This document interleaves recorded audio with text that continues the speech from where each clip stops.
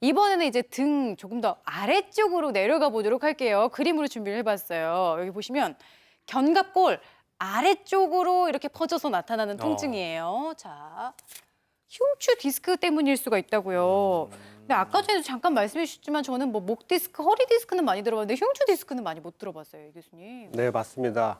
환자분들이 디스크 하면 목 디스크나 허리 디스크만을 생각하시는데요. 흉추에서도 디스크가 발생할 수 있습니다. 흉추 부분은 갈비뼈가 다 붙어 있는 구조물이기 때문에 목이나 허리보다는 안정성이 큽니다. 그래서 흉추에서는 디스크가 잘 발생하지 않는데요.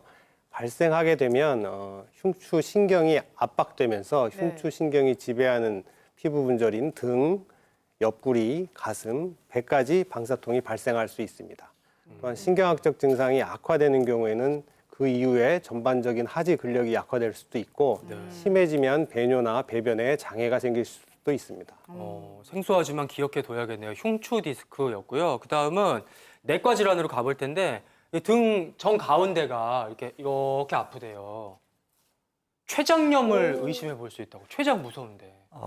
그렇죠. 췌장염은 근데 이렇게 등이 전형적으로 등만 아픈 경우는 참 드물고요. 예. 실은 이제 복통도 함께 동반하고 그다음에 토하기도 하고 속 메스꺼리고 하는 증상들이 흔히 동반됩니다. 네. 췌장이라는 장기는 췌장액이라는 소화액을 분비하기 때문에 네. 주위에 영향을 상당히 많이 미쳐요. 그래서 다른 증상을 동반해서 괜찮고 내가 그런 증상이 있을 때 할 때 금식을 하면은 조금 좀 통증이 줄어듭니다. 근데 실은 이제 걱정되는 건 저렇게 아플 때는 반복되고 천천히 된다면 췌장암일 수 있어서 거기선 관심을 좀 가져야 하고 우리가 검진이라든가를 통해서 원인을 좀 찾아봐야 합니다.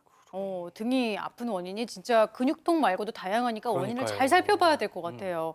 그 다음 부위도 잘 살펴봐야 되는데요. 보시면 여기가 이제 갈비뼈 뒤쪽 아래쪽이에요. 이렇게 퍼지는 통증인데. 두 개니까 좀 짐작이 되긴 한데. 요로결석이나 급성 신우염일 가능성이 있다고요. 신장 쪽이겠어요. 그렇죠.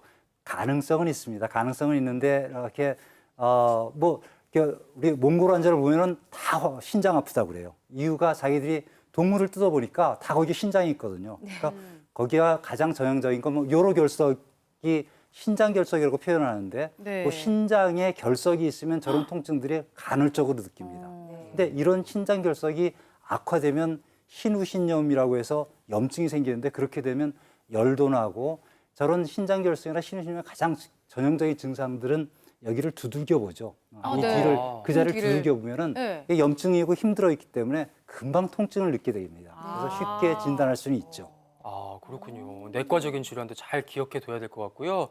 다음은 이제 이렇게 쭉 타고 내려오다가 이 부분이 중점적으로 아프답니다. 이름이 좀 생소하더라고요.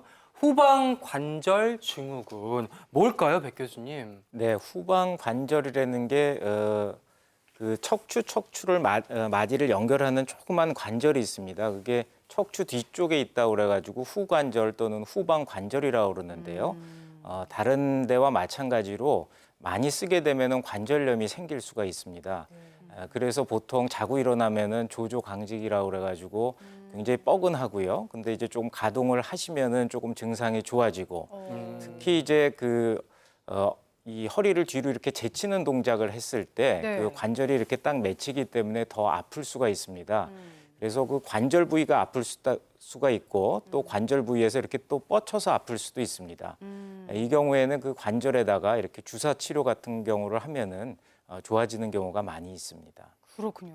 부위별 등통증의 다양한 원인 짚어봤고요. 이번에도 역시 등통증으로 고생하고 계신 사례자 한 분 전화 연결이 되어 있습니다. 한번 만나볼게요. 안녕하세요. 안녕하세요. 여보세요? 예, 연결됐습니다. 안녕하세요. 예, 어떤 부분이 고민이세요? 저 같은 경우는 등이 묵직하면서 전체적으로 통증이 있습니다. 화장을 하는 동안에도 등이 아파서 쉬었다 할 수 있을 정도로. 아이고. 설거지 할 때는 등이 아프기 시작하면은 설거지를 중단을 하거든요. 근데 그 통증의 이유를 지금 알고 싶어서요. 그래요. 화장할 때 그 짧은 시간조차 아프시다고 하니까 얼마나 심각할까 싶은데 이 교수님 어떤 질문 좀 주시겠어요? 혹시 사례자분 저 등 통증이 악화되신 게 언제부터였고 또 그 자세에 따라서 통증이 좀 변하시나요? 네, 옛날에 운전을 했을 때는 운전을 해서 더 숙이가 아프다고 생각을 했거든요. 근데 운전 안 하고 그 후로 몰랐었어요. 그래, 지금 아픈 지가 지금 한 1년 가까이 된 것 같은데요. 네. 그 몸을 이제 뜨겁게, 이 등을 뜨겁게 누워있으면은 안 아파요. 시원해요. 그래서 항시 그 치료기 뜨겁게 해가지고 누워있는 이제 습관이 돼가지고요. 그 밖에 돌아다니고 막 운동할 때도 별로 모르겠는데 네. 아무튼 앉아서 뭐 이렇게 화장할 때나 서서 설거지 할 때나 그게 등짝이 뻐근하니 묵직하니 그런 그렇게 거 아프거든요. 예, 예. 다른 증상이 동반되지는 않나요? 지금 말씀하신 거는 그야말로 근력이 많이 약하신 거예요. 근력이 많이 약하셔서 조금만 무리하면 이렇게 통증이 있는 건데 이게 네. 단순히 근력이 약한 게 아니라 다른 증상이 동반되는지가 궁금해요. 만약 뭐가 피로하다든가 아니면 다른 데도 통증이 있다든가 잠을 잘 못 잔다든가 아니면 뭐 요즘 굉장히 예민해져 있다든가 다른 증상이 동반된다면은 그때는 이제 내과 질환이라든가 아까 잠깐 언급했던 섬유근 통증이 상당히 흔히 네네. 있습니다. 어떠세요? 다른 부분은?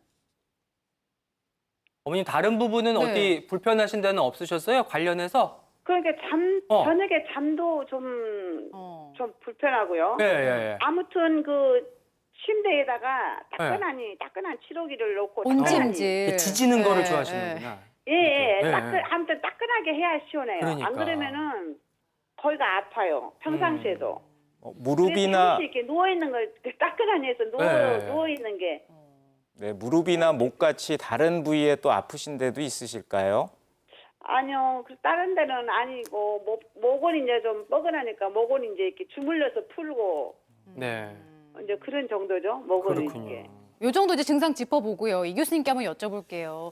원인이 어떤 거 같으세요? 일단은 환자분께서 나이가 한 73세로 고령이시고 또 뭐 설거지를 한다거나 이런 일상생활을 할 때 쉽게 또 통증이 느껴지신다고 하니까 네. 제일 뭐 흔하게 저희가 주변에서 볼 수 있는 질환은 이제 퇴행성 변화나 골다공증 때문에 척추뼈가 앞으로 약간 구부러지게 되는 후만 변형이 있습니다. 그러면 쉽게 등 통증이 일상생활할 때 쉽게 또 통증이 느껴지게 되고 네. 우리 강 교수님께서 말씀하신 것처럼 이제 근육이 또 많이 약화가 되면 또 그런 통증이 쉽게 느껴지기 때문에 네. 보행 운동을 한다든지 아. 근력 운동을 꾸준하게 한다든지 뭐 이렇게 하는 게 도움이 되실 것 같긴 합니다. 그러니까 근육이 약해졌다 이런 말씀들 많이 해주셨는데 그러면 백 교수님 운동 처방을 해주신다면 어떻게 권해주시겠어요? 네, 유산소 운동을 권해드리고 싶습니다. 조금 빠른 속보로 걷거나 이제 몸에 이렇게 조금 열이 나고 조금 땀이 조금 날 정도의 유산소 운동을 하루에 꾸준히 20분 이상 해주시면은 좀 증상 완화에 도움이 될 것 같습니다. 꼭 스트레칭 같이 해주시고요. 근력 같이 하면서. 네, 예. 꾸준히 운동하시고 건강 되찾으셨으면 좋겠습니다. 지금 시각 10시 49분 지나고 있고요. 실시간 궁금증 짚어보고 갈게요. 자, 어떤 내용이 있었을까요? 왼쪽 어깨, 왼쪽 등, 그리고 왼쪽 옆구리 쪽이 통증이 많고 다리까지도 왼쪽 다리 찌릿찌릿한 통증이 있는데 예. 오른쪽보다 왜 이렇게 왼쪽으로만 통증이 심한지 걱정이 됩니다. 알려주시면 감사하겠습니다. 이런 경우도 있어요. 한쪽으로만 이렇게 전신에 걸쳐서 통증이 있는데 이 교수님. 주로 이제 목 디스크가 있거나 허리 디스크나 뭐 흉추 디스크가 있는 경우에는 주로 이제 목 디스크는 상반신, 허리 네. 디스크는 하반신에 주로 신경학적 증상이 나타나게 되는데 이렇게 드물게 목에 이제 오랫동안 만성적으로 척수 신경이 압박이 되면은 네. 팔과 다리 쪽에도 증상이 생기는 경우가 있습니다. 또 다른 원인은 이제 뇌 쪽에 병변이 있거나 뇌 쪽에 문제가 있는 경우에는 저희 몸을 반절을 갈라서 한쪽, 편측으로 팔, 다리가 동시에 또 불편하는 증상이 생길 수도 있기 때문에 네. 머리를 보시는 저 신경외과 진료나 네. 아니면 뭐 척추외과 진료를 한번 보시는 게 바람직할 것 같습니다. 그러니까 디스크하고 뇌질환의 가능성을 염두에 두고 검사 받아보시고요. 그 다음 질문 보도록 하겠습니다. 2018년에 어금니를 발치했어요. 너무 힘들게 뺐는데요. 그 이후에 날개뼈 있는 곳에 통증이 옮겨가면서 발생하고 있습니다. 1년 이상 통증이 있다가 사라졌는데 그 이후에 같은 통증이 생겼다 사라졌다를 반복하고 도움 부탁드립니다. 아, 발치하고 통증도 그러니까. 연결이 될까요? 어떻게 보세요, 교수님들? 아마 발치하고 조금 불편하시니까 그게 이제 자세가 안 좋은 상태에서 이렇게 조금 그 스트레스 받고 그런 상황에 오래 있지 않으셨을까 이렇게 생각이 되고요. 네. 다행인 것은 또 이렇게 좋아졌다가 또 나빠졌다가 이렇게 하는 거 보면은 근육의 원인이 있는 게 거의 확실한 것 같습니다. 그래서 스트레칭 잘 하시고 그러면은 괜찮으실 것 같습니다. 네. 이제 계속- 드물게는 이제 이렇게 처음 이렇게 손상을 받은 거죠. 그래서 뽑을 때는 막 긴장하고 막 힘주고 그러니까 예. 말씀하신 대로 그런 증상이 있고 이런 증상들이 한 번 나한테 상처를 준다고 표현을 하죠. 그렇게 뭐 이렇게 외상 증후군처럼 나한테 심리적으로 상처를 주면 계속 재발을 합니다. 그렇군요. 이렇게 계속 재발을 하고 이런 것들이 다른 데도 영향을 미쳐가지고 상당히 본인이 정상적인 생활하기 힘든 경우가 있는데 이런 경우도 일종의 섬유근통 증후군의 한 가지가 됩니다. 그래서 네. 그런 것들이 반복된다면은 한 번쯤은 정확히 진단을 받아보는 게 좋습니다. 네. 그렇군요. 계속해서 궁금증 보내주시고요. 끝까지 시간 알뜰하게 등 통증에 도움되는 운동 배워보겠습니다. 박 트레이너님 앞으로 모시고요. 네. 네, 이번에 소개해드릴 운동은 등 허리 운동을 좀 소개해드릴 텐데 등허리라고 하면 날개뼈보다는 아래쪽 그리고 허리보다는 살짝 위쪽을 말할 수 있습니다. 네. 근데 이 등허리 같은 경우는 우리가 척추의 기능을 좀 보면 우리가 구부렸다 폈다 하는 동작은 보통 허리에서 많이 이루어지고요. 네, 네. 그리고 등허리라고 하면 이렇게 회전 동작을 많이 담당하게 되는데 우리가 가만히 생각을 해보면 이렇게 누웠다 엎드렸다 하면서 접었다 폈다는 많이 이루어지거든요. 네. 평상 생활에도. 네. 근데 이렇게 회전을 끝까지 하는 동작은 일부러 돌리지 않는 안 이상은 해요. 거의 일어나지가 않습니다. 그렇죠, 네. 그렇죠. 그래서 주변 근육들이 약해지고 관절도 자꾸 약해지면서 그 등 통증들이 많이 발생이 되는데 네. 우리가 먼저 운동을 하기 전에 관절 가동 범위부터 좀 확보를 해줘야 되거든요. 그래서 한쪽 무릎을 꿇으시고요. 스트레칭을 하는 그렇죠. 한쪽 무릎을 꿇고 손은 이렇게 맞닿아주게 해주세요. 그리고 이게 또 돌리라고 하시다 보면은 또 팔만 어깨만 이렇게 돌리시는 분들이 굉장히 많아요. 아, 그래서 네. 기준으로 삼기를 우리 복장뼈라고 하죠. 여기 네네. 가운데 가슴 가운데 딱딱한 뼈, 네. 딱딱한 뼈를 보고 그 상태로 이 뼈가 바깥쪽을 볼 수 있도록 돌려주세요. 시선은 정면을 보시고 쭉 돌렸다가 다시 아, 올려주세요. 시선은 팔을 따라가는 게 아니라 정면을 정면을 보군요. 보고. 쭉 돌려보시면은 뚜둑 소리가 어깨가 많이 안 돌아가도 상체가 돌아가는 걸 느끼실 수가 있어요. 그래서 이렇게 하다 보면은 너무 통증이 있는 범위까지 가지 마시고 다시 왔다가 다시 와주고 다시 왔다가 해주고 발 바꿔서 반대쪽도 해주시고요.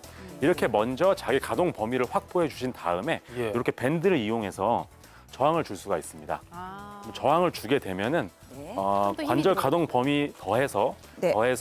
여기 주변 코어 근육 그리고 몸을 돌리는 근육 자체도 운동을 시킬 수가 있거든요. 아, 네. 같은 동작을 네, 그렇죠. 예. 탄성을 너무 세게 주진 마시고요. 이 상태에서 다시 쭉 돌려서 쭉. 가져갔다가 그렇죠. 다시 와주시고.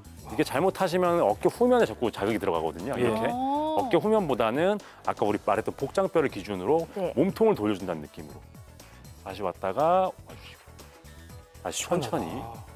이 운동은 어떻게 액티브하게 움직인다기보다는 버텨준다는 느낌으로 좀 해주시는 게 좋습니다. 허리가 돌아가네요. 그렇죠. 약간 활 쏘는 자세 네, 비슷하게 되네요. 허리가 돌아간다고 많이 느껴지시는데 네, 네. 이 회전 동작은 흉추에서 많이 이루어지기 때문에 오. 등허리 운동이라고 볼 수가 있습니다. 네. 15에서 20회 번갈아 가면서 3, 4세트 정도 해주시면 오, 아, 콧등에 여기가- 땀이 송글송글 맺히고 있어요. 네, 건강한 좀 잠깐만요. 등허리를 가져가실 수가 있어요. 오, 여기가 굉장히 감사합니다. 빡빡 늘어난다.